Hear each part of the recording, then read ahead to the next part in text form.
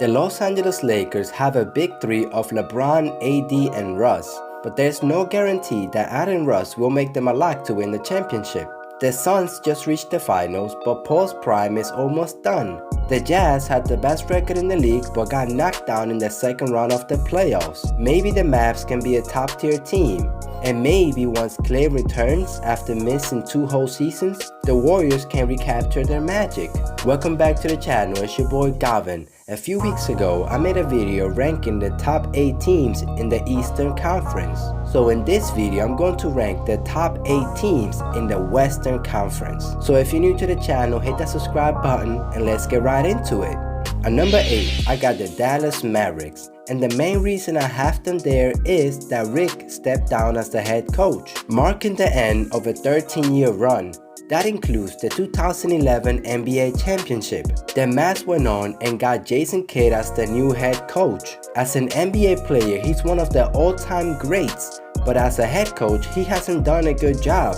The moment the Bucks let go of Jason Kidd, Giannis won his first MVP. I do like the new addition of Reggie Bullock, since he can shoot the ball better and is a better defender than Josh Richardson, who the Mavs traded to the Celtics. But the biggest question for the Mavs is, can Porzingis be that second star they need and help Luka on the offensive end? Luka is literally carrying them, but since they don't have that clear second star, I can't see them ranking any higher than the 8th seed, even though they were one of the best offensive teams last season. At number 7, I got the Portland Trailblazers. They also changed their head coach, but I don't think Chauncey Billups is going to fix their biggest problem, which is defense. The Blazers had a defensive rating of 115 that ranked 29th in the league, and over the 2 seasons, they've been the worst defensive team. Plus, they also let go of Melo, Derrick Jones Jr., and Enes Kanter, and the best player they acquired was Larry Nance Jr., who has averaged 9 points per game throughout his career. I'm sorry to all the Blazers fans, but you won't be winning a championship anytime soon.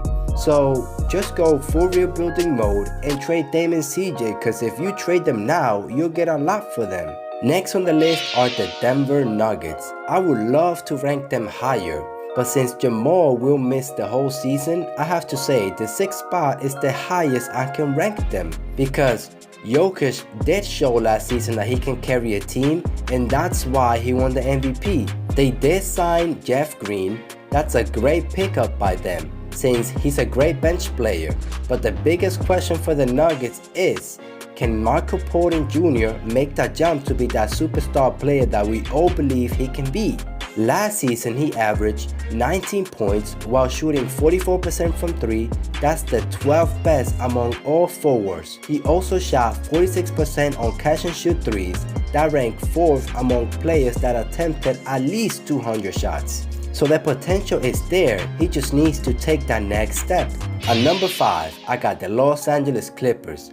Last season, they had a lot going for them. Led the league in 3-point percentage, led the league in catch and shoot 3-point percentage, led the league in corner 3-point percentage. They also had the 2nd best net rating and were one of 2 teams to rank in the top 5 on offense and top 10 on defense. They did replace Patrick Beverley with Eric Bledsoe, which I think is a better option for the Clippers since they struggle a lot during clutch situations. Players on regular season combined, they had a record of 90 and 24. But the biggest question for the Clippers is, can Kawhi come back this season? During the playoffs, he was balling, averaging 30 points on a true shooting percentage of 67%. We all know Paul George can carry them for a while, but once the lights get brighter, they need Kawhi to take them over the hump.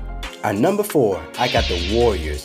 Last season, they won 39 games and lost 33 games, which gave them the 9th seed in a packed Western Conference. And even though Steph had no help, he still ended up averaging 32 points, 5 rebounds, and 5 assists. While Curry was on the floor, the Warriors had an offensive rating of 114, but while Curry was off the floor, the Warriors had an offensive rating of 101. But like I mentioned before, there's some players that are going to be missing a lot of games due to injuries. So I feel like with the new additions the Warriors got, plus Jordan Poole and James Wiseman getting better, and Klay soon to be back, the Warriors will recapture their magic and put the league on notice again. Next, I got the Phoenix Suns as the third best team. Though they still have the same team that made it to the NBA's finals, this season's Suns are kind of like last season Heat, except that Jay Crowder didn't leave. There's no asterisk in regards to their trip to the finals, but getting back promises to be more difficult. The Suns were one of just 2 teams that rank in the top 7 in both offense and defense last season. They were also very good against good teams. There's obviously room for improvement with their young starters. DeAndre Ayton is only 22.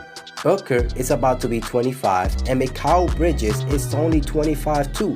But it's fair to wonder if Paul, who is 36 years old, can remain at the level he's been at the last 2 seasons. The second best team in the West are the Utah Jazz. I know last season they ended up with the best record in the league while also finishing in the top 4 in both offense and defense last season. However, during the playoffs, the Jazz defense allowed 14 more points per 100 possessions than they did in the regular season. I feel like Pascal is going to help them there a lot.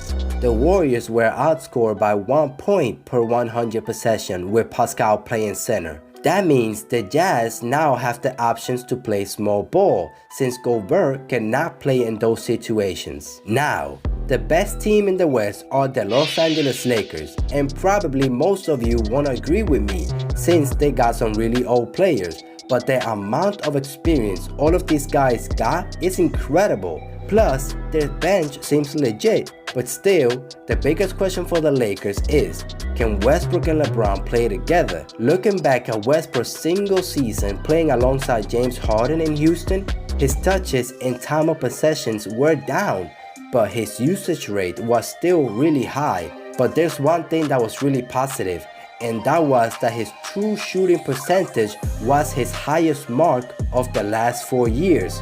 So with LeBron and AD, he's bound to have one of his best shooting seasons. And that's why I believe they are the best team in the West and have the higher chance to make it to the finals next season. So that brings me to the end of this video.